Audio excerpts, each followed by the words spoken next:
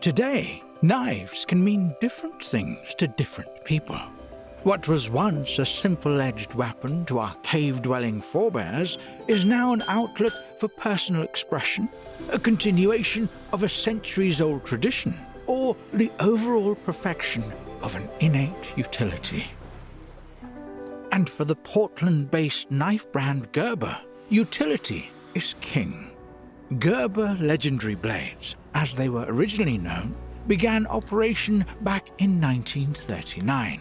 And for 85 years, the company's gone through some changes, the big one being its name. Now known as Gerber Gear, the modern name speaks to a widening scope of all things sharp, whether axes, machetes, saws, and even scissors. But Gerber's first love was the knife. Its original creations in the late 30s and early 40s were carving knives built from recycled materials. Its co-founders, Joseph Gerber and David Murphy, sourced aluminum heads and pistons for auto repair shops to form the knife's handle, while using ground hacksaws for the blades themselves. Gerber named their knives after mythological swords, like Balmung and Excalibur, creating a sharp-edged pantheon all its own. While Gerber is no longer digging through scrapyards for raw materials, 80% of the metal used at its Portland factory is recycled, and that's a lot of metal, because as one of America's largest knife brands, the company uses 686,000 pounds of steel every year to make hundreds of different products. But even as it's grown beyond its humble beginnings, Gerber remains dedicated to creating some of the best American-made knives, as seen most clearly with its domestically produced fastball knife, a callback to its knife-making origins. But not all American-made knives are produced by large multi-million-dollar companies. Some come from the small studios of knife-making artisans, like Chelsea Miller.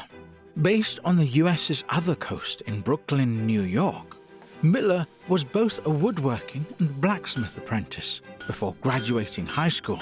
But it wasn't until later years that she made her first blade in her father's Vermont workshop.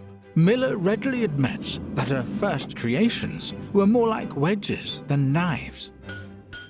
But as an artist, she was attracted by a knife's simple design, along with the complex dynamism between the soft, gentle wooden handle and the hard, rough-hewn steel that makes up the blade.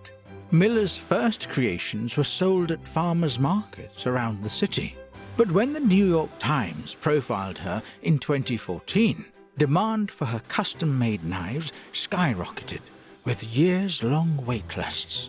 Miller sources all her material from the natural world, preferring objects with a well-worn story that are ready to be reborn into something new. One of those materials is a farrier's rasp, and its story is one personal to Miller herself. Growing up, Miller's father often repaired horseshoes with these grated rasps, and once Miller started making knives, she knew she wanted to incorporate them into her work. Many of Miller's customers are chefs, and she loves the way their eyes light up when they talk about the primary tool of their profession. And that intense passion about culinary cutlery is a feeling that's very familiar to Yoshiiro Yauji, a professional knife maker from Echizen, Japan in Fukui Prefecture. Echizen's knife-making heritage begins around 700 years ago, when a legendary blacksmith named Kuniyasu Chiuzuru set up shop in the area. It was Chiuzuru who transformed the metal-making art of the samurai katana into artisan knives designed for everyday warriors in the kitchens and in the fields. Yauji continues that tradition by handcrafting hucho, a kind of Japanese kitchen knife. Yauji wasn't born into the profession, but he was comfortable around tools like gimlets and hammers before he even started kindergarten. Yauji was initially inspired by blacksmith characters in his favorite video games and his grandfather encouraged his deep desire to build and tinker. Although Yauji appeared destined to work in a factory or in machine development, his life took a sharp turn when he reflected on the knife-making tradition of his native Fukui.